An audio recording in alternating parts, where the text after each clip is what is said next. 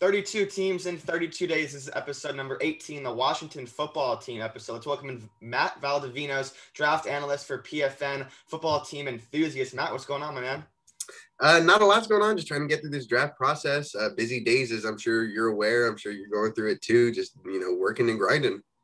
Yeah, and I'm using this series kind of a way to track how much longer we have until April 29th, I think. Yeah, April 29th, round one of the draft in Cleveland. Just about 15, 16 days left when by the time this video will be up.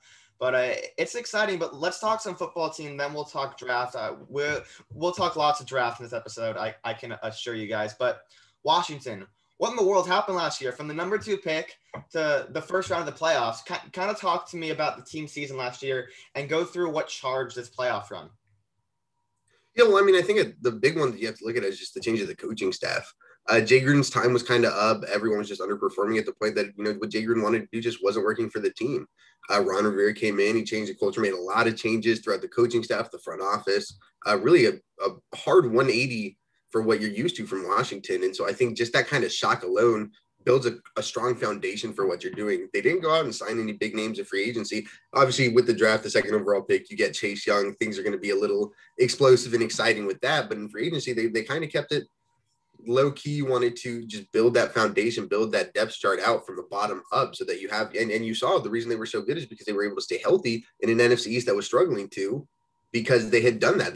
Maybe they didn't go out to sign a huge contract, but they had built themselves players on the second level of their team that could come in and play for them. And so they had guys like Cornelius Lucas come out and play really, really good snaps at left tackle, guys like Wes Schweitzer, who was a free agency pickup, who played really, really good snaps at left guard and kind of solidified that offensive line that some people don't realize finished in the top 12 in the NFL. And so things like that you don't really think of when you're looking throughout the roster, you're looking throughout the depth chart, you're like, how did they win games with this roster? It's because they were able to go get those depth signings. So when they were hurt in some spots or when things weren't working as they wanted to, they were able to rely on these big depth pieces later in the season.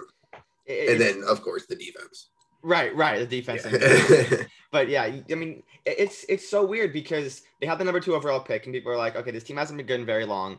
And then they start kind of slow. Well, they beat Philly week 1 and everyone's like, oh my God, they beat Philly. And what's going on? Yeah. Right. And then Philly turns out to be terrible, but yeah, awful. Not a crazy fast start. And then down the line, the second half of the year, people kind of started paying attention to them. I used the Joe Burrow game as kind of a benchmark. Mm-hmm. Obviously it sucked, but after that, they started playing really well on defense. And it was like, okay, this team, like, how are they winning? And then at the end of the year, they're like, this team could be a perennial contender in the NFC East. Like, what's going on? Yeah. It's the one.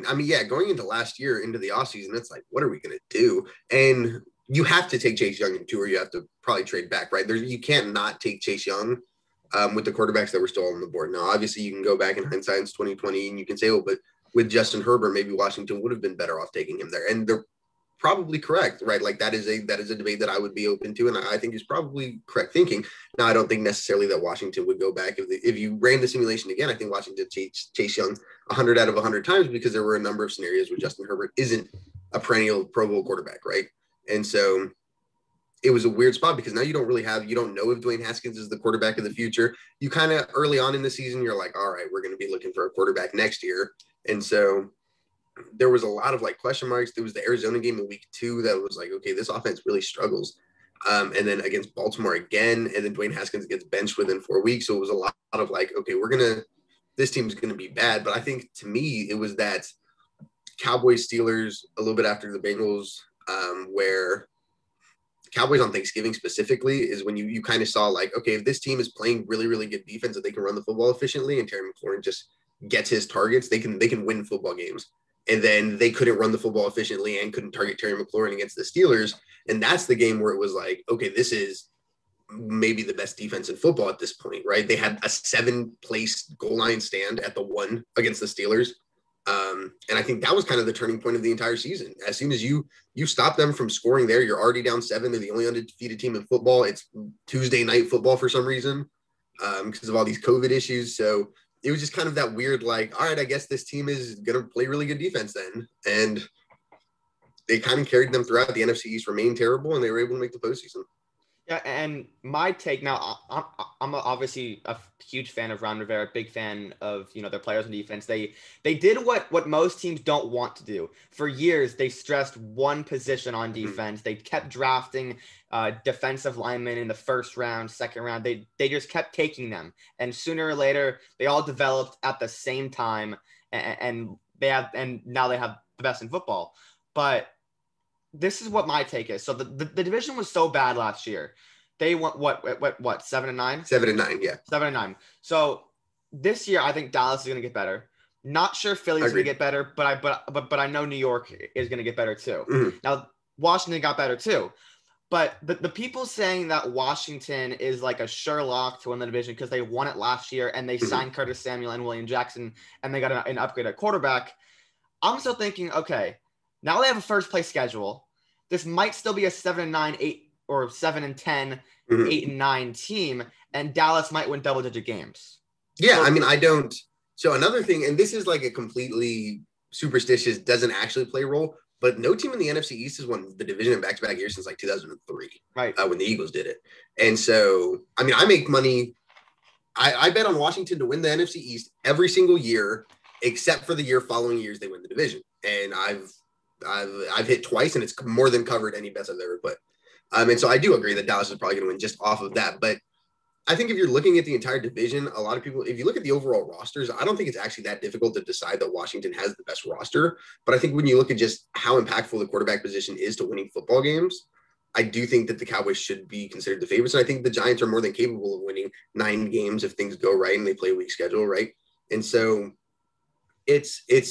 I definitely don't think Washington's a lock to win the division. I don't think they should be considered the favorites either. And I think once we get towards the season, their kind of off-season steam will start to slow down a little. I'm sure Dallas is going to do something like draft Jalen Waddle or something crazy in the draft. And people are going to be like, oh, Dallas is going to score 100 points a game. And then it's going to be all back on, okay, Dallas is the best team in the NFC East until they falter. And then it's a tough race to the end of the season. As it is, that's probably going to be the timeline for the entire NFC East regardless. And so Washington, I think, is probably just going to fill out unless they make that big move for a quarterback, they're just going to fill out their depth chart, continue to get value and let value fall to them. But yeah, I don't think they should be considered the favorite. I don't think they will be when we get to the season start. So you mentioned it a little bit, the quarterback. We are in just a quarterback away era. Like Indianapolis, all these teams are San Francisco are just a quarterback away. Obviously, Indy got their guy, and San Francisco might get their guy in 16 days. But Washington has to be part of that conversation. They signed Fitzpatrick. Now, this is not their quarterback of the future. This just has to be like the biggest bridge ever. Like, what does this do for 2021? Well, when you look at the other, teams that we were talking about, as far as like San Francisco and Indianapolis, I would rather have Ryan Fitzpatrick than either Jimmy Garoppolo or Carson Wentz based off the play over the past 2 or 3 years. Jimmy Garoppolo is kind of a toss-up because Jimmy G, you're like, okay, well, at least he's going to play it safe. But I think if you need, we saw when, the lights were bright and Jimmy G needed to make a play, Jimmy G just didn't make a play, right? I think we all know that Ryan Fitzpatrick, when he has to make a play, can make a play. And with Carson Wentz, that's such a risky play, right? Like, to me, it was just Jimmy G was on a mega 5-year deal.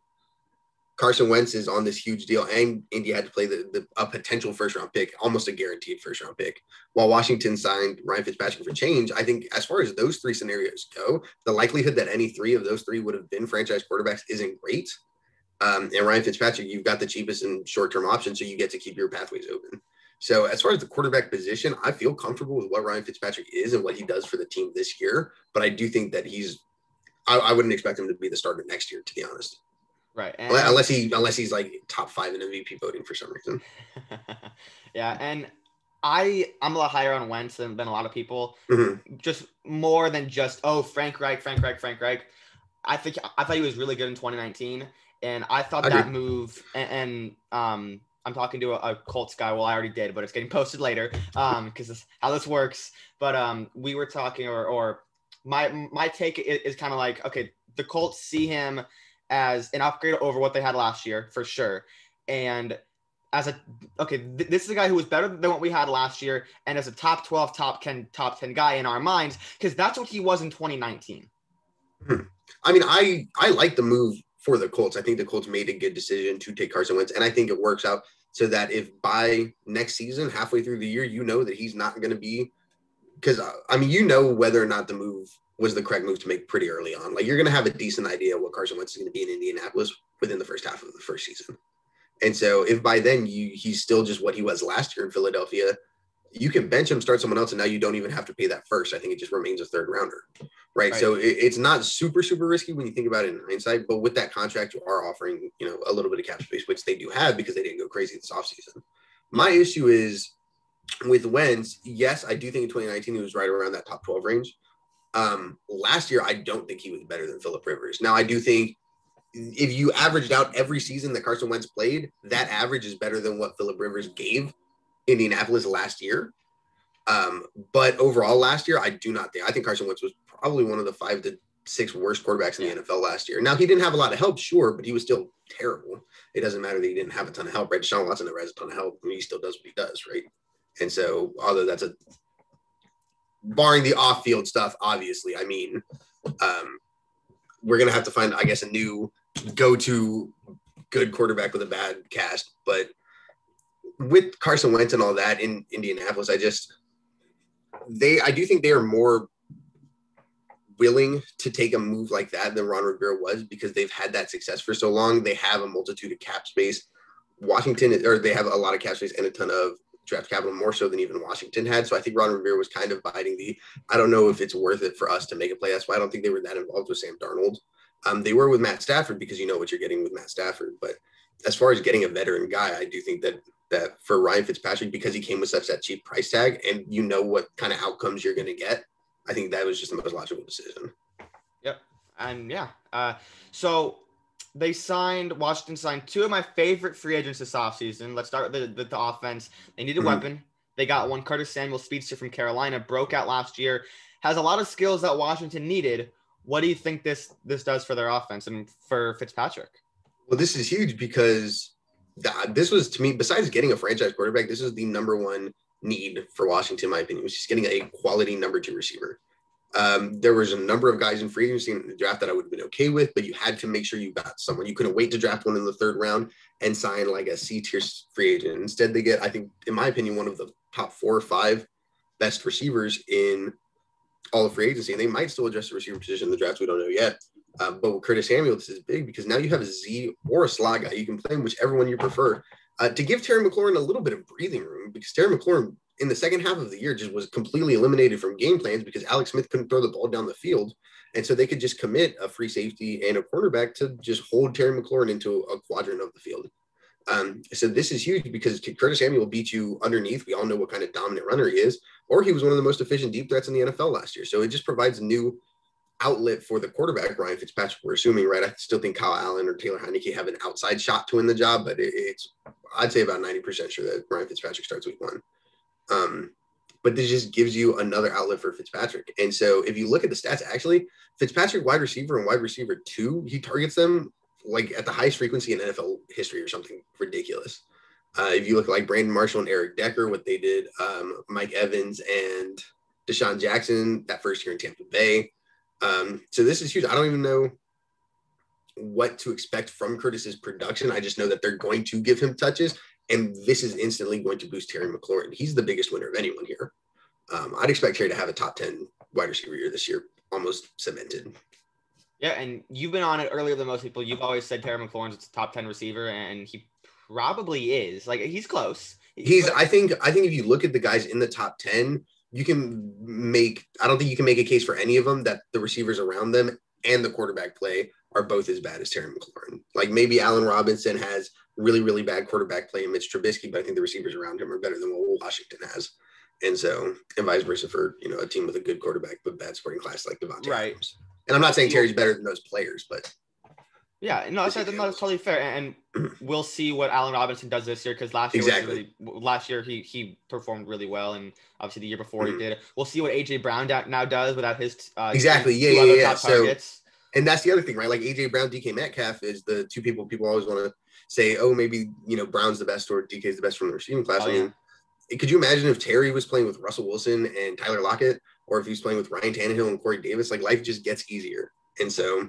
Jonnu too. Jonnu. Exactly. Logan Thomas was a nice little breakout last year.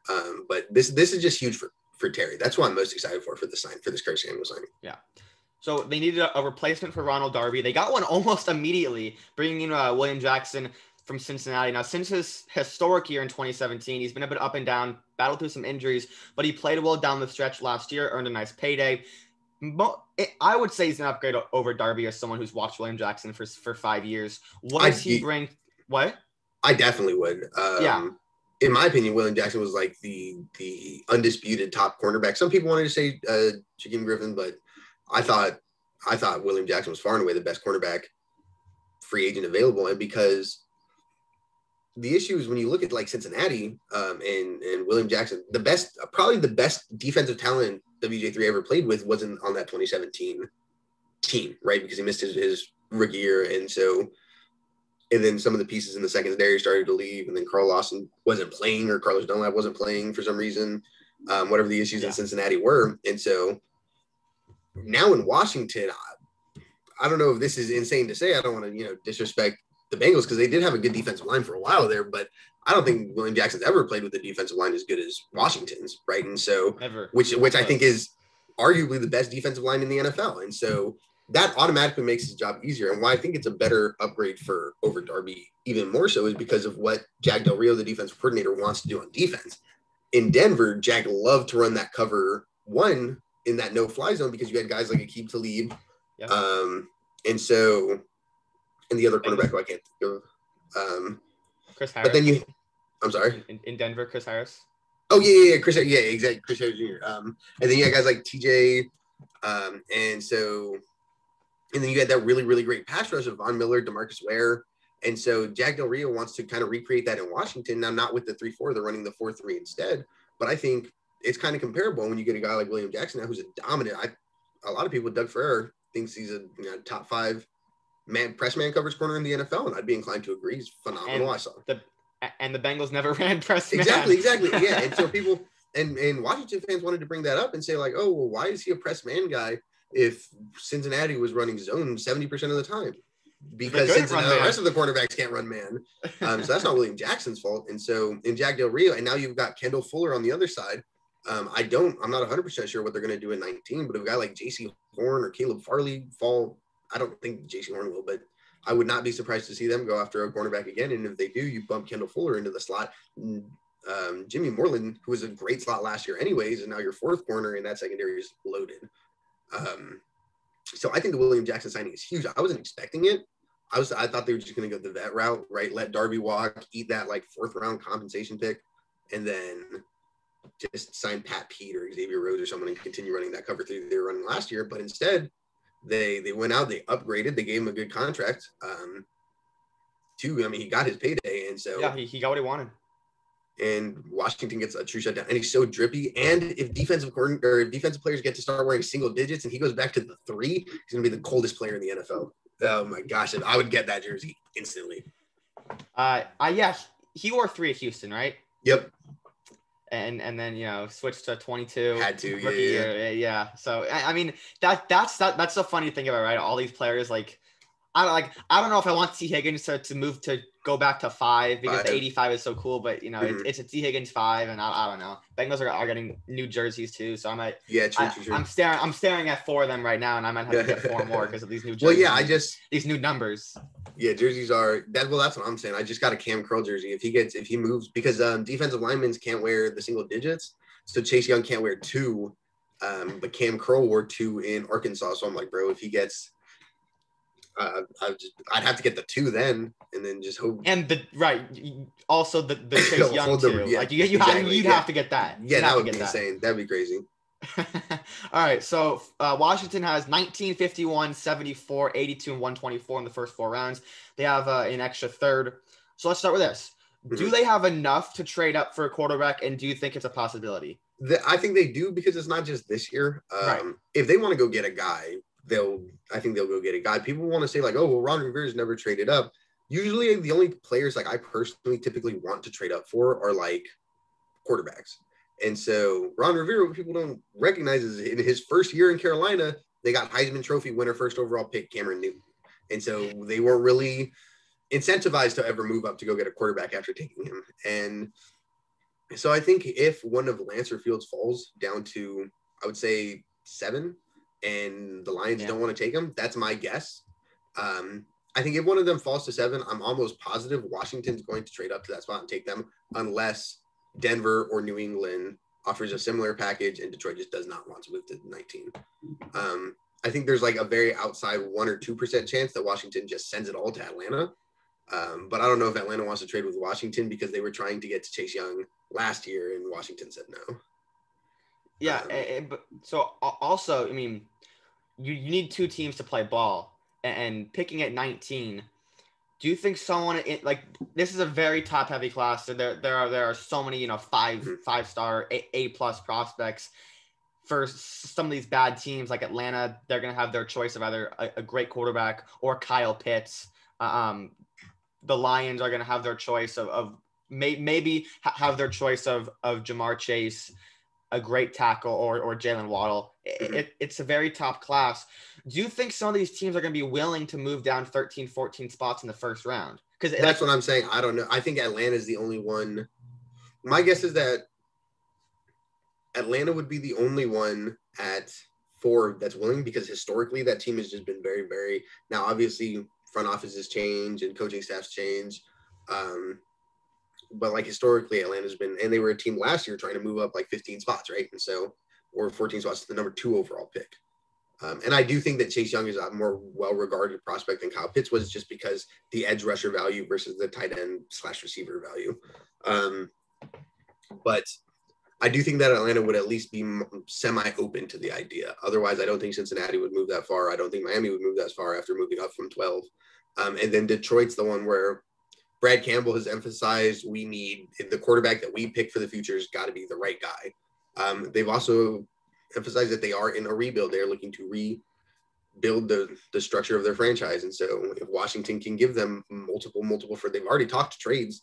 If Washington gives them multiple first to move up, I do think that Detroit could be interested, because I think whatever Detroit does at 7, there's a chance could happen at 19, right? So if you really want Penei Sewell at 7, I think there's a chance you can get Christian Darrisaw at 19. If you really want Jamar Chase, I think there's a very decent chance you can get Rashad Bateman at 19, right? And so that's when that top heavy class kind of comes, because maybe you can get one of those elite prospects at those positions there. But otherwise, I don't think any of those teams, besides those 2 specifically, would trade back. Yeah. So in that case, where they don't, it's hard to find a franchise quarterback when you're a good team, and it's hard to find a franchise quarterback when you're a bad team. Right. I'm a Washington fan. Don't even forget. So we don't think Washington's gonna be like a 3, 4, 5 win team picking in the top 6 or 7. Exactly. What's their quarterback succession plan? Like, how are they gonna get their guy? We'll find out, I guess. I think a trade up is always going to be in the cards. My thing is, like, people are saying, well, there's still holes on the roster. Why move up for a quarterback now? There's always going to be holes on the roster. There will never be a time where there are no holes on the roster, because then that team would win 16, would go 19-0 multiple times. And so I do think that they'll look to move up now if they're right. Winning the division is kind of like, well, nice. Shit though, like fuck. Like I'm sorry, I don't even know if I can curse on this. You're good. I don't know if you're gonna beat that out or something, but it's just like, all right, well now we're at 19, so how are we gonna go at quarterback?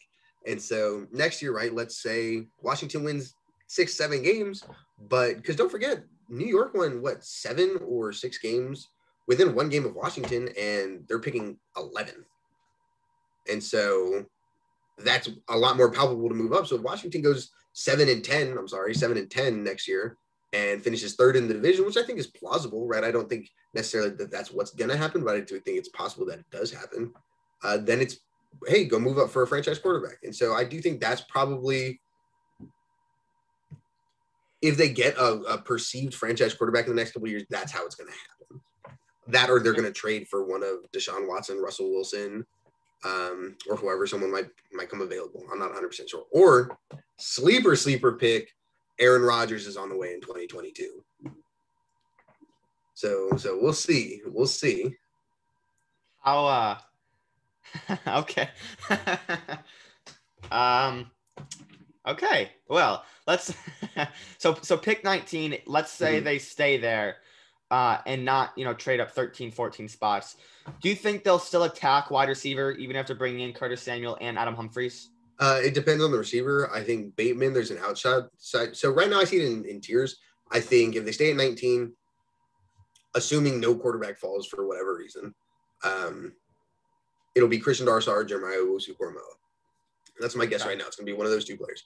If both those players are gone, then it's this huge realm of possibilities. Micah Parsons, if he slides, Rashad Bateman's possible. If Slater somehow makes it, but I don't think he will. I think he's almost a lock to fall no further than the Chargers. But if you really like a guy like Sam Cosmi, maybe they like a guy like Tevin Jenkins. I hope not, but you never know. Caleb Farley. Maybe they fall in love with one of those really, really long cornerbacks like Ifeatu Melifonwu, right? Like I think there's so many. Zayvon Collins, Jameer Davis, who's skyrocketing up boards lately, right? I think there's a lot of possibilities. I think they'll just take the player that they think is the best on the board. Any one of an offensive tackle. I doubt an interior offensive lineman would be up there. But if a receiver is their top player, if a tight end, if the Pat Freiermuth is their top player for whatever reason, if a linebacker, cornerback, or safety is their top player, Trayvon Moehrig could be there, maybe even Richie Grant, any one of those type of players. So they've got options, and I'm comfortable, and I think Washington fans are comfortable with almost any of those outcomes. So okay, so that was a lot of players. So yeah, exactly, but that's the kind of the position. So we're talking about it's such a complete roster. They're a quarterback away. Well, if you're not picking if that's your need, right? That's your biggest need, because it is. If you look at Washington needs and you tier them, it's quarterback, space, these other positions. But there's so many of those other positions that's like, all right, you just take the best player on the board. Now, obviously, you're not going to take the best player at the board at running back because you have Antonio Gibson and J.D. McKissick and Lamar Miller, right? So, but there's a number of guys I think they can go. But my guess right now is that they view Christian Darrisaw, offensive tackle out of Virginia Tech, and Jeremiah Owusu-Koramoah, linebacker of Notre Dame, as the two best players on the board when they're at 19. That's my guess. Yep. And are those the players that you would specifically run to the podium for? I would for Darrisaw for sure. Yeah, I agree. That's my top player. I also think that's just how they view what Ron Rivera's always valued at linebacker. We talk about the same dude who spent the 20-something pick on Shaq Thompson. I just think he's really going to like Jeremiah Owusu-Koramoah. Like that just makes sense to things that he values so highly. No, if Micah Parsons doesn't exist, Jock's the best linebacker in the class by far. Mm-hmm. Some people have JOK as the top guy. Some people have Micah Parsons. I don't know about that. I have no stake in the claim. I'm not, my draft rankings get released the weekend of the draft. Okay. Give me a preview. Give me a sneak peek. Devontae Smith's wide receiver 1, Christian Darrisaw is OT 2, yep. Najee's running back 1. Quarterback rankings are the same it's been for 8 months now. Lawrence Fields, Lance Wilson. Mac Jones is not going to be a top 32 player, even though I only have 27 first round grades, I think. Kyle Trask does not appear in the top 100. Okay. So let's talk about this. What if Washington goes BPA first 2 rounds and then they're staring at Kyle Trask, just staring them in the eye with that extra 3rd round pick? What would your reaction be? Don't pick him. I'll take a quarterback in round 3. I'm fine with that idea. Some people aren't. Some people are in love with the idea. I'm neutral about it because I recognize the risk and the reward. If they take Kellen Mond or Davis Mills, I'm like, all right, word. I'm down with this because, again, the quarterback's the biggest need. We're going to constantly talk about this. Why wouldn't you just take a quarterback on the 3rd round pick that you're probably going to draft besides the quarterback? It's unlikely. Yes, they're really good in the 3rd round for some reason. I don't know how. They're amazing. But that's all the more reason to take a quarterback. If you continue hitting on 3rd round picks, why not just throw a quarterback in there? And next thing you know, Kellen Mond is Dak Prescott or Davis Mills is Derek Carr. And then you're competing for a Super Bowl. Yeah. And that's, Kellen Mond has been getting a lot of Dak Prescott comparisons. I hate that comparison. To be not honest. because he I plays just threw like it out Dak there because Prescott. it's common. Right. No, not at all because he plays like Dak Prescott. That's not at all. It's just the same idea. Maybe he's a 3rd round SEC quarterback that gets drafted into the Senior Bowl and somehow becomes a starter. Yeah, and no, I mean, Ryan Fitzpatrick is essentially just bearded Tony Romo. Yeah, like Dak didn't have that hitch in his throwing motion. Exactly. And Dak had so much more swag. Dak was so much more drippy. Kellen Mond does not have style. At least not on the field. I can't speak on what he dresses like outside the field, but off the field. So talk to me about Trask, because it seems like it's the consensus in draft Twitter, and I have him barely in my top 130, like barely. I think he's like 122, like it's barely up there. Because it's kind of a consensus in draft Twitter. Okay, he's just not it. For a guy who... That wasn't the consensus for the longest time. I just want to throw that out there. That has not been the consensus. But now, that was not the consensus. Now everybody's like, okay, now everyone's like, all right, he's terrible. We're talking about like Ryan Roberts loves Davis Mills, and we're bringing him up now. Some people like Newman, but Mon won the Senior Bowl MVP. Trask didn't even play in the event; he was injured. So for the people who look at Kyle Trask as a Heisman finalist, talk to us about some of his flaws. And Tebow was a Heisman winner. Yeah, like that's my thing is like Kyle Trask is and I feel bad because I don't like dissing prospects. I just have not ever seen it with Kyle Trask, right? I remember early in the year, people were like, yo, Kyle Trask last year was lighting it up. And I was like, did we watch the same Kyle Trask? Yeah, he put up numbers, but he was just throwing it to Kyle Pitts. And Kadarius Toney was doing really well. And then go figure, Kadarius Toney and Kyle Pitts are the two best prospects for Florida. I wonder, crazy how that works. But early in the year, Kyle Trask and Kyle Pitts were going crazy. I mean, yeah, it's easy to look good when your tight end's having the greatest statistical start to a season in NCAA history. And Kadarius Toney was scoring 3 touchdowns a game for a while there. So I was just like, when Kyle Trask needed to make an NFL play, he was not making an NFL play, right? He's a statue. He does not have the mobility. He does not play like Josh Allen. No matter what big, I just don't understand that comp, because I've asked 2 different Washington fans have asked if he plays like Josh Allen. I do not think so, in my opinion. That's my opinion. But I don't know if people think that. He doesn't have the arm. He doesn't have not anything at all like Josh Allen. Run. He's a big white dude. He's a big white dude. Right. Sure. I don't agree. He doesn't have. I don't think he has the arm. I don't think he has. Kyle Trask is like the quintessential. That dude's a backup quarterback. He reminds me of like Mike Glennon coming out. Yeah, and I completely agree. I've never saw it, but again, people who aren't part of draft Twitter, part of the draft community, see Kyle Trask as someone. Well, there were some people even in draft Twitter that were like, Kyle Trask might have a first round grade for me, and I was bad. And I know you don't like Mac Jones. I like Mac Jones. Well, again, I've liked Mac Jones and Zach Wilson since like it all started. I've been a huge Zach Wilson guy. Now I'm like, he's still not quarterback too. Like, I don't know where this is coming from, guys. Like, I love the guy, but people are, he's not quarterback too. But anyways, like people who see Kyle Trask, he threw, for 500 yards against Alabama. I'm like, well, I don't know if you saw this one graphic on Twitter the other day. It was the field and his PFF or I believe PFF grades on each quadrant of the field, and inside hash on the right side was by far like 10 yards down the field on the inside hash was by far the best grade. Like it was the only his only grade above 80, like above 80. Well, I wonder who runs routes there, right? I don't know. Yeah, that was really funny. Yeah, Kyle was dominating. Kyle was going insane. Even Patrick Surtain couldn't touch him, and so Kyle Pitts. Kyle Pitts. Right. Kyle Trask was playing 7-on-7 quarterback. Yeah, and Pitts. I actually broke that down. Pitts versus Surtain. Surtain actually did a lot better job than people think. It was like 9 targets. The big one was when the biggest issue was, I remember when they were going to like the end zone, and he just didn't get turned around in time. Yeah. That was the big play that stuck in everyone's mind. Yep. But yeah, I'm not a Kyle Trask guy. To be honest, I would maybe draft Kyle Trask in the 7th round if I was a GM. Just because if I needed a backup quarterback, Washington does not need a backup quarterback at all. Right.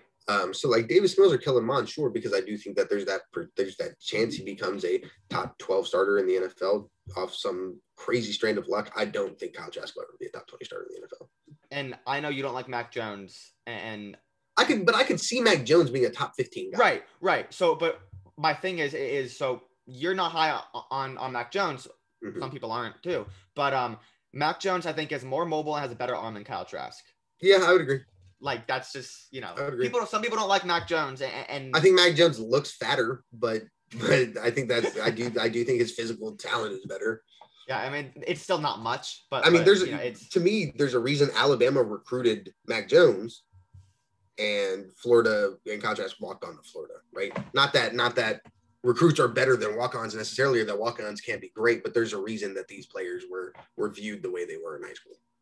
Yep. And real quick, some not late round guys, some middle round guys who you think Washington would be a good scheme fit for?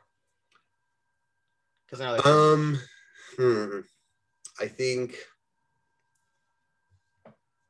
I do think they might target one of those like rotational any Senior Bowl edge that falls with William Bradley King, Patrick Jones, and this is going to seem kind of weird because they don't have a third edge rusher right now. Their top guy is James Smith-Williams. I think they love Asante Samuel, and if he's there at 51 on a pipe dream, I think they're the goal for them. But otherwise, I mean, they target versatility more than anything. So Kadarius Toney they love, Rondale Moore I'm sure they'll love. And then the same thing on the other side, they want man coverage corners and linebackers that can cover. And so Jabril Cox, right, he would make sense to them. People like that. Jermaine Davis, if he somehow fell, but I'm pretty sure he's going to go in the first at this point. Honestly, he might go 19, so I probably shouldn't even mention him.